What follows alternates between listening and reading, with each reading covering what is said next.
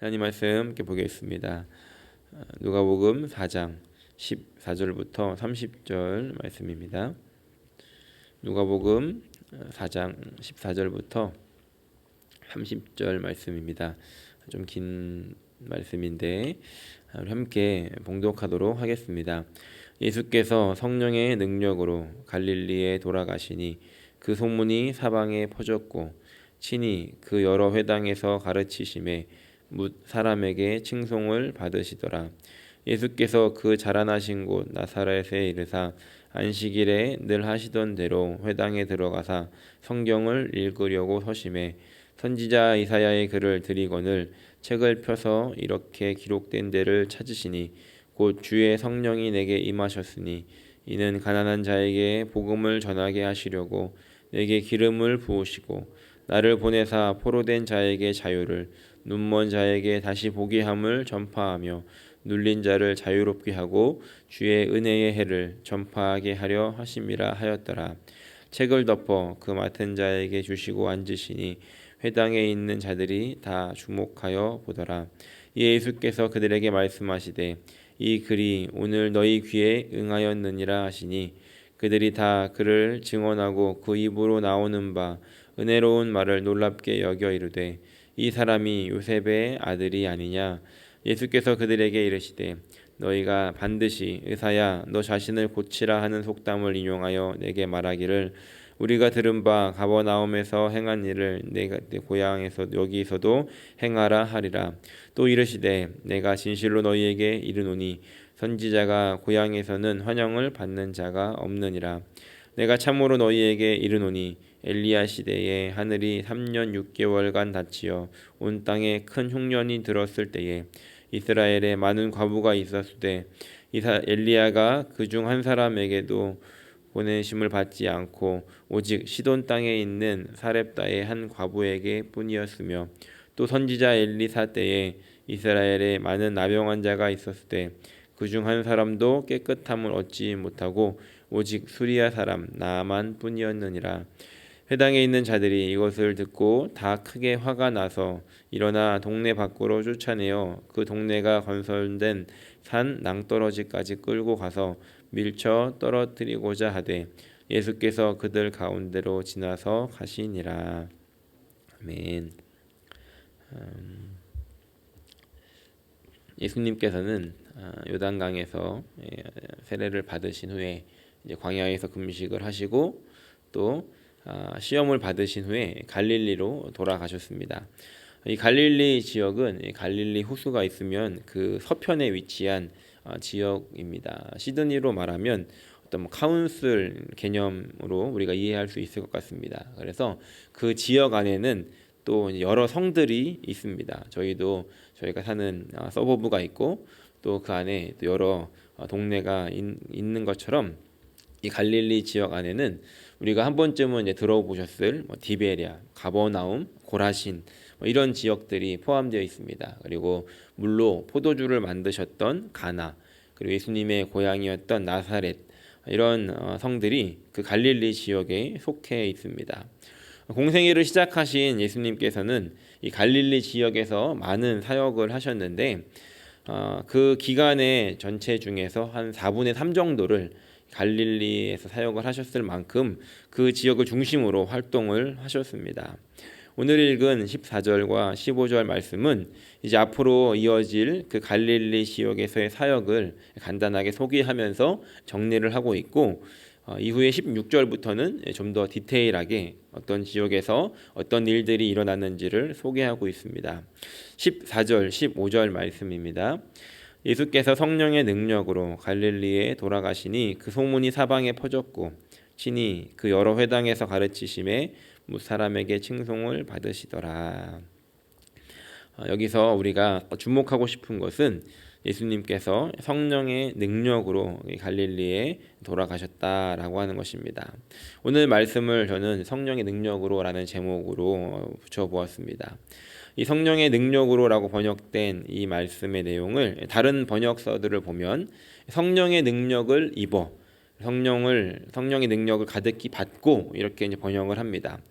물론 예수님께서는 전에도 그러셨겠지만 예수님의 이 공생의 기간에 그 모든 사역 속에서 성령의 인도하심을 받습니다. 성령의 충만함 속에서 이 사역을 해 나가십니다. 우리가 지난 시간에도 살펴보았는데 4장 1절 말씀을 보면 이렇게 기록합니다. 예수께서 성령의 충만함을 입어 요단강에서 돌아오사 광야에서 40일 동안 성령에게 이끌리셨다. 성령의 충만함을 입으셨고 또 성령의 인도하심과 이끌림을 받으셨다는 겁니다. 그러면 오늘 우리는 이런 질문을 해볼 수 있을 것 같습니다. 예수님은 그렇다면 성령님이 필요하셨을까? 예수님이 항상 성령님과 동행하시며 사역을 하셨는데 예수님은 성령님이 필요하셨을까 하는 것입니다. 예수님께서 인간의 몸을 입으시느라 신적 능력을 상실하셔가지고 기적을 일으키시고 병을 고치시기 위해서 성령의 능력을 받고 도우심을 받느라 성령이 필요하셨던 것일까? 결코 그렇지 않다는 겁니다. 우리는 때로 성령님을 오해합니다. 그래서 어떤 기적들, 어떠한 일들이 일어나게 될 때 성령의 역사가 나타났다라는 그런 말을 흔히 이제 사용하게 되는데, 그러다 보니까 우리가 예수님도 그런 역사를 일으키시기 위해서 성령님이 필요하셨던 것은 아닐까라는 오해를 하는 것 같기도 합니다. 그러나 예수님은 이미 완전한 하나님이셨고 완전한 인간이 되셨기 때문에 뭔가 도움을 받기 위해서 성령님을 끌어들인 것이 아니라는 겁니다. 그렇다면 우리는 이런 결론을 맺을 수 있는데, 예수님께서 성령님과 함께 하셨던 것은 예수님은 그 성령님과 친밀한 교제를 나누기를 원하셨고 또 그 성령님과 항상 동행하셨고 모든 순간에 혼자가 아니라 그 성령님과 함께 하셨다는 것입니다. 그것을 위해서 오늘 성령을 강조하고 있는 것입니다. 예수님께서는 공생애를 사시는 동안에 특별히 제자들에게 많은 공을 들이셨습니다. 그래서 예수님의 사역의 어떤 그 포커스를 보면 제자들에게 가르치시고 함께 하시고 보여주시는 것들을 우리가 많이 보게 되는데, 예수님께서는 이 제자들에게 함께 살면서 이 보여주시고 가르치셨던 것 중에서 예수님께서 정말로 원하셨던 것은 무엇이었을까? 만약에 예수님께서 제자들에게 하나만 남기신다면 무엇을 남기시기를 원하셨을까? 아마도 그것은 성령님과 동행하는 삶이 무엇인지를 보여주시고 성령님과 동행하는 삶이 어떤 것인지를 보여주셔서 앞으로 이제 예수님께서는 떠나실 것인데, 이제 그 예수님이 떠나신 후에 보내주실 그 성령님과 동행하는 것, 그 성령님과 함께하는 것, 그것이 바로 이렇게 사는 것이야 라는 것을 이 삶으로 보여주시고 그것을 제자들에게 남기시기를 원하지 않으셨겠습니까? 그래서 예수님께서는 요한복음 16장 7절에 보면은 내가 이제 갈 것인데 내가 가는 것이 유익하다, 내가 가면 내가 가야 성령이 오신다 라고 말씀하시는 것입니다. 예수님께서는 제자들에게 그 성령님과 함께하는 그 삶을 보여주셨던 것입니다. 그저 성령님 활용법에 대한 매뉴얼을 보여주신 것이 아니라 그냥 성령이 중요해 정도가 아니라 성령님과 함께하는 것, 그것이 전부이고 그게 다다라고 제자들에게 말씀하시고 가르치시고 보여주셨던 것입니다. 예수님께서 이렇게 강조하셨던 성령님과 함께하는 삶, 예수님께서 제자들에게 그렇게 원하셨던 그 성령님과 동행하는 삶, 오늘 우리가 이 아침에 우리 삶을 돌아보면서 예수님도 그렇게 사셨고 그렇게 중요하게 말씀하셨는데 오늘 나는 그 성령님과 얼마나 동행하고 있는가를 돌아보는 아침이 되기를 소원합니다. 그리고 다시 기도하기 원하는 것은, 하나님 오늘 다시 한번 그 성령을 내 안에 충만하게 하여 주십시오. 예수님께서 이렇게 강조하셨는데, 예수님께서도 그렇게 삶으로 보여주시고 사셨는데, 하나님 오늘 나에게도 그 성령을 충만하게 하셔서 오늘 이 나의 삶이 성령님과 동행하는 하루가 되게 하여 주시고, 뭔가 어떤 역사를 일으키기 위해서 성령을 끌어들이는 것이 아니라 그 하나님이 나와 함께 하시고 나의 모든 삶을 인도하여 주시고 내 안에 그 하나님이 주신 기쁨과 감사로 넘치는 삶이 될 수 있도록 하나님 오늘 나에게 그 성령님을 보내달라고, 그 성령으로 충만하게 해달라고 함께 기도하는 아침이 되시기를 예수님의 이름으로 간절히 축원합니다. 이제 16절부터는 그 갈릴리 지역에서의 사역을 디테일하게 기록합니다. 그래서 어느 동네에서 어떤 일들이 일어났는지를 기록하고 있는데, 먼저 나사렛이라고 하는 동네를 소개합니다. 그곳은 예수님께서 자라나신 곳이었습니다. 16절에 이렇게 기록합니다. 예수께서 그 자라나신 곳 나사렛에 이르사 안식일에 늘 하시던 대로 회당에 들어가서 성경을 읽으려고 서심해. 15절에서도 알 수 있듯이 예수님께서는 회당을 다니시면서 사역을 하셨습니다. 그 당시는 성경이 귀했습니다. 그래서 성경을 집에 가지고 있는 것은 드문 일이었고, 회당에 가면 성경이 있었습니다. 그리고 그 회당을 중심으로 사람들이 모였고, 그 회당에는 이제 그 지역을 순회하면서 그 말씀을 가르치는 그런 선생님, 랍비들이 있었습니다. 예수님께서도 그런 식으로 이렇게 사역을 하셨던 것 같습니다. 그래서 안식일에 회당에 들어가셔서 이제 그곳에서 말씀을 가르치셨는데, 그 가지고 온 말씀이 이렇게 보낸 책이 아니라 이렇게 두루마리로 되어 있었겠죠. 그래서 이 선지자 17절에 보니까 이사야의 글을 예수님께 전해줍니다. 그리고 예수님은 그 두루마리를 이렇게 피셔서 이렇게 기록된 데를 찾으셨는데, 그때 예수님께서 이렇게 말씀을 찾으셔서 읽으셨던 말씀은 18절과 19절에 기록되어 있습니다. 이것은 누가가 특별하게 이것을 이제 집중하고 있는데 무엇이냐면, 마태복음과 마가복음은 예수님께서 하셨던 그 첫 말씀, 그것을 회개하라, 천국이 가까이 왔느니라, 하나님의 나라가 가까이 왔다라는 그런 말씀으로 예수님의 첫 사역의 첫 말씀을 기록하고 있는데, 오늘 누가는 예수님께서 하셨던 이 공식적인 첫 말씀을 이 말씀으로 기록하고 있는 것입니다. 18절과 19절 말씀 함께 읽어보겠습니다. 이사야 61장에 있는 내용인데 예수님께서 이것을 인용하십니다. 주의 성령이 내게 임하셨으니 이는 가난한 자에게 복음을 전하게 하시려고 내게 기름을 부으시고 나를 보내사 포로된 자에게 자유를, 눈먼 자에게 다시 보게 함을 전파하며 눌린 자를 자유롭게 하고 주의 은혜의 해를 전파하게 하려 하심이라. 예수님의 첫 설교 말씀이셨습니다. 여기서도 다시 한번 강조합니다. 주의 성령이 내게 임하셨다. 그리고 이제 이것을 통해서 이루어지는 일들은 가난한 자에게 복음이 전해지고, 또 포로된 자에게 자유가 선포되고, 눈먼 자에게 다시 보게 함을 전파하며 눌린 자를 자유롭게 하고 주의 은혜의 해가 전파되게 하기 위해서다라고 말씀하십니다. 물론 이사야 61장의 말씀은 뒤에 많은 내용들이 또 이어집니다. 그런데 예수님께서는 여기까지 읽으시고 책을 덮으십니다. 그리고 이것을 맡은 자에게 다시 주시고 사람들에게 이제 그 말씀을 이제 풀어서 설명해 주십니다. 20절 말씀을 보니까 회당에 있는 사람들이 이제 예수님께서 저 말씀을 어떻게 우리에게 가르쳐 주실까, 풀어 주실까를 보고 있는데, 21절 말씀을 보니까 예수님께서 굉장히 충격적인 말씀을 하십니다. 왜냐하면 그 전까지의 이 랍비들은 그 말씀이 뭐 이런 것이다 라고 이렇게 풀어서 이야기를 했다면, 오늘 예수님께서는 21절에 보니까 예수께서 그들에게 말씀하시되 이 글이 오늘 너희 귀에 응하였느니라 라고 말씀하십니다. 사람들은 이제 무엇을 내가 들을까, 어떤 가르침을 받을까라고 기대하고 있었는데, 예수님께서는 이 글이 지금 임하였다, 너희의 귀에 실제로 이루어지게 되었다라고 말씀하고 계셨던 것입니다. 그래서 아마도 내용을 보면 내용을 이것만 기록하고 있지만 또 다른 말씀들도 말씀하셨던 것 같습니다. 그래서 22절 말씀을 보니까 그들이 다 그를 증언하고 그 입으로 나오는 바 은혜로운 말을 놀랍게 여겨 이르되 이 사람이 요셉의 아들이 아니냐라고 이렇게 반응하는 모습을 보게 됩니다. 예수님께서 하셨던 그 말씀들, 또 그 은혜로운 말들을 들으면서 이들이 했던 반응은 이 사람이 요셉의 아들이 아니냐라고 이야기하고 있는 것입니다.